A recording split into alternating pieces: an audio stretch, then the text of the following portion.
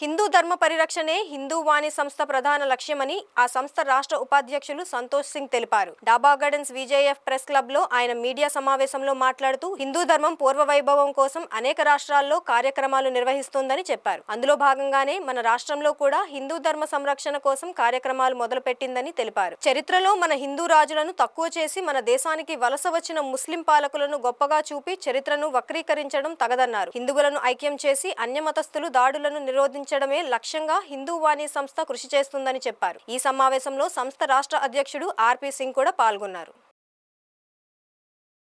అందరికీ నమస్కారం అండి. నా పేరు రెడ్డి జయరాజు. ఇది హిందూ యువవాహిని ఆంధ్రప్రదేశ్ శాఖ వైస్ ప్రెసిడెంట్గా నాకు బాధ్యత ఇచ్చారు.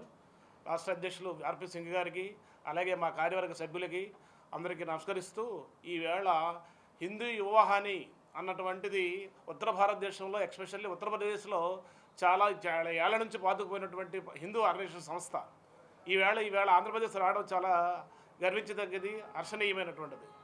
అసలు ఇది హిందూ ధర్మ వాహిని అన్నటువంటి ఏ విధమైనటువంటి కార్యక్రమాలు చేయబడుతుందంటే, సనాతన ధర్మాన్ని కాపాడడానికి, మన హిందూ ధర్మాన్ని కాపాడడానికి, మన హిందూ మతంలో ఉన్నటువంటి వాళ్ళు స్వధర్మం స్వీకరించుతున్నారు. ఆ స్వధర్మం నుంచి వచ్చినటువంటి వాళ్ళని మన ధర్మంలోకి స్వీకరించి తీసుకురావడానికి లవ్ జిహాద్ అనే కార్యక్రమం చేపడుతున్నారు ముస్లిమ్స్.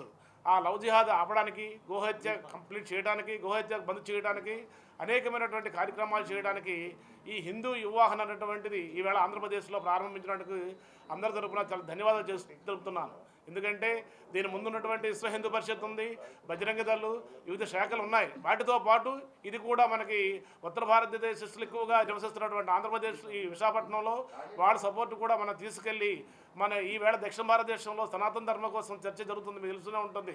పక్క రాష్ట్రంలో తమిళనాడు అటువంటి చీఫ్ మినిస్టర్ స్టాలిన్ మన హిందూ ధర్మం కోసం, సనాతన ధర్మం కోసం ఏ విధంగా వ్యతిరేకంగా ఆయన ప్రచారం చేస్తున్నాడో, దక్షిణ భారతదేశంలో క్రైస్తవులు ఏ విధంగా పెరుగుతున్నారో, గ్రామాల్లో ఏ విధంగా పాతుకుపోతున్నారో, దీన్ని అరికట్టడానికి ఈ హిందూ యువవాహిని అన్నటువంటిది ఆర్గనైజేషన్ చాలా ఉపయోగపడుతుందని భావిస్తూ మీకు అందరికీ సలహా తీసుకుంటాను.